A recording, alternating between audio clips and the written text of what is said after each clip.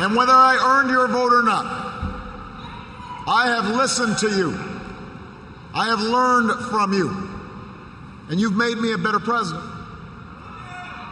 And with your stories and your struggles, I return to the White House more determined and more inspired than ever about the work there is to do and the future that lies ahead.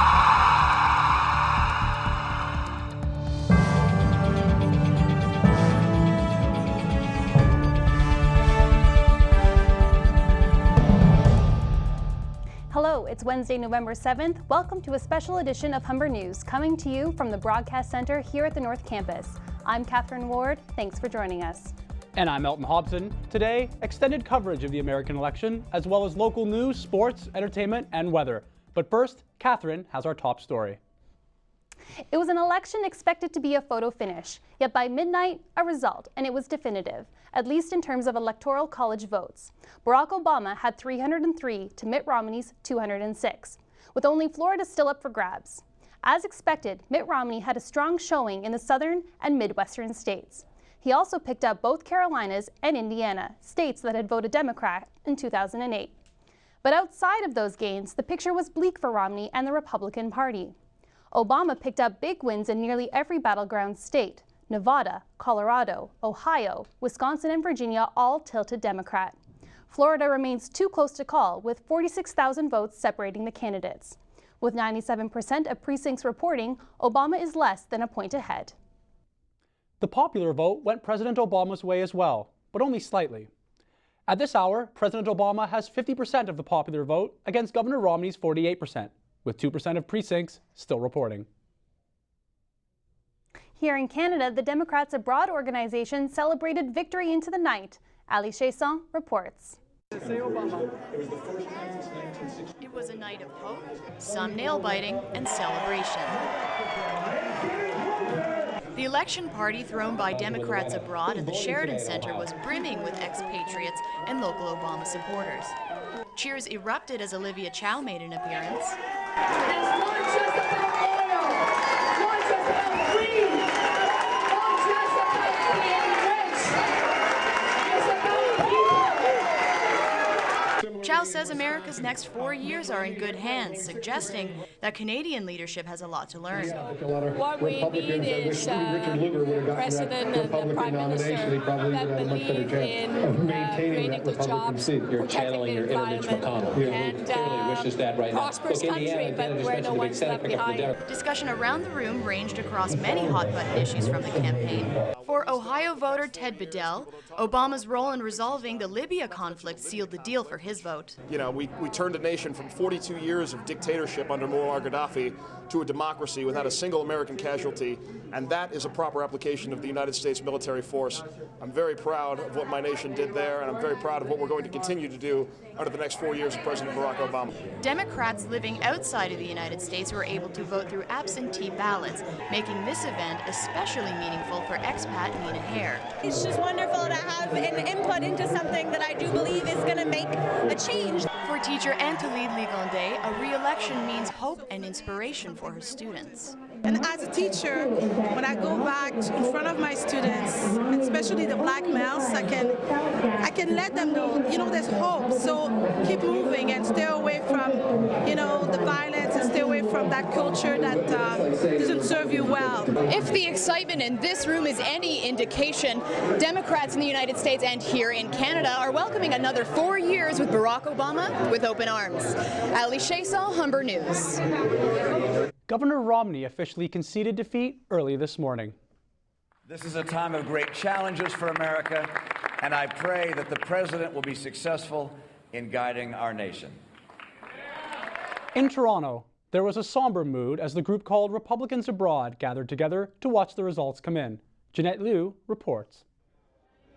It was a quiet crowd at Toronto Harbour Sports Grill last night. Earlier in the evening, tensions were high as a small group of about 50 gathered together, cautious but hopeful of hearing a Mitt Romney victory declared.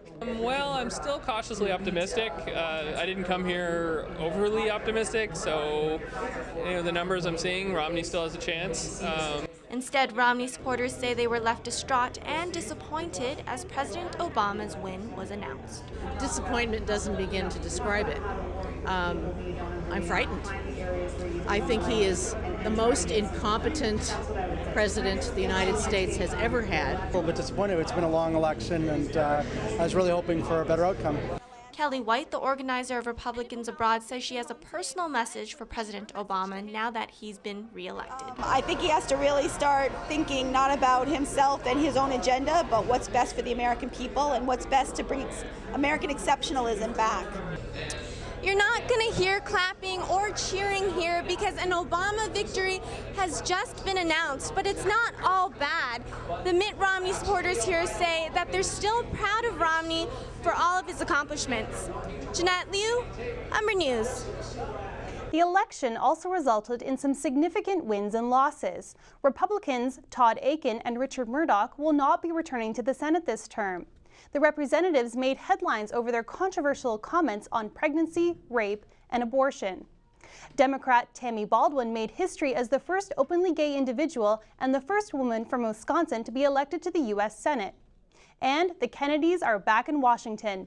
Democrat Joe Kennedy III, the great-nephew of President John F. Kennedy, will be the congressman-elect for the 4th Congressional District of Massachusetts.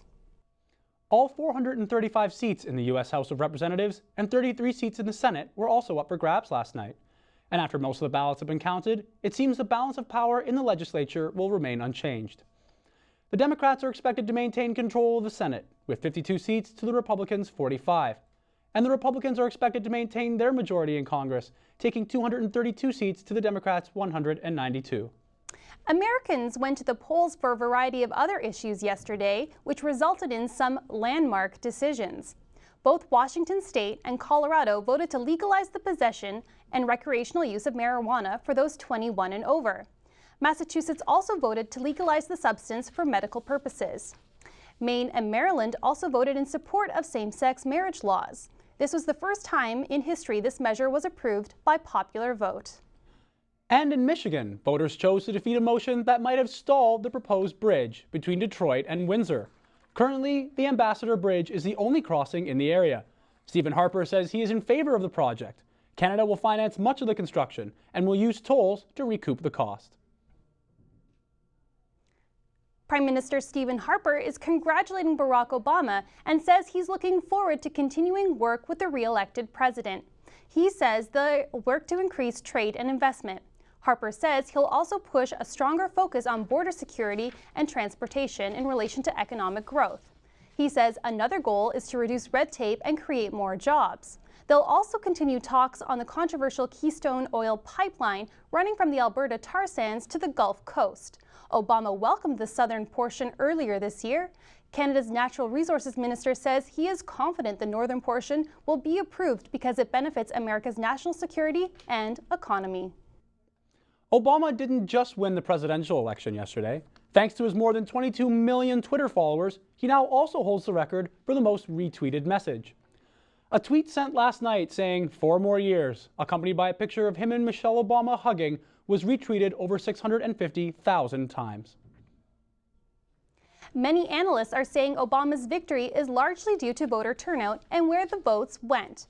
Obama led the African American, Latino, youth, and women's vote. African American voter turnout has remained steady since 2008. CNN reports Obama received about 71% of the recorded Hispanic vote. Also working to the Democrats' advantage, young voters showed up in record numbers, up by 1% to 19 since the last election, giving Obama 60% of their vote. A large gender gap also helped. Exit polls indicate women made up 53% of all voters, and Obama took that demographic by 55%. Obama's win comes with questions of what to expect during his next 4 years in office. One of the biggest concerns is reaching across the aisle in a fragile American economy. With Republicans controlling the House, many issues are in gridlock. Obama can expect a hard fight as the upcoming fiscal cliff features $7 trillion in spending cuts and tax increases over the next 10 years. Democrats and Republicans will be looking at whether to extend the Bush tax cuts and for solutions to reduce the budget deficit. After billions of dollars spent on the process, after countless robocalls on behalf of candidates, many Americans are more than glad the election is finally over, no matter who won. But the campaign trail had many moments made for the history books, and that had an impact on the results. Here's a look at some of those moments. The national conventions kicked off the drama with unforgettable speeches by Clint Eastwood and Bill Clinton. Romney came under fire in September when a leaked video of him speaking to supporters seemed to indicate he didn't care about 47% of Americans because, according to him, they don't pay taxes. Then there were the presidential debates in October. Obama was criticized for a lackluster performance in the first outing, but Romney's second debate gaffe gained widespread notoriety. Of women's groups and said, can you help us find folks? And they brought us whole binders full of women. I was proud of the fact. And then an October surprise came in the form of a storm. Hurricane Sandy hit the eastern seaboard, and both candidates had to adjust their campaigns. Obama's handling of the event received praise from New Jersey Governor and Romney supporter Chris Christie. Finally, late last night, the seesaw ride ended with President Barack Obama's re-election. Early this morning, the 44th president appeared on stage in the McCormick Place Convention Center in Chicago to 10,000 invited supporters. A year and a half of campaigning ended with this. The idea that if you're willing to work hard, it doesn't matter who you are, or where you come from, or what you look like, or where you love. It doesn't matter whether you're black or white, or Hispanic or Asian, or Native American, or young or old, or rich or poor, able, disabled, gay or straight. You can make it here in America if you're willing to try.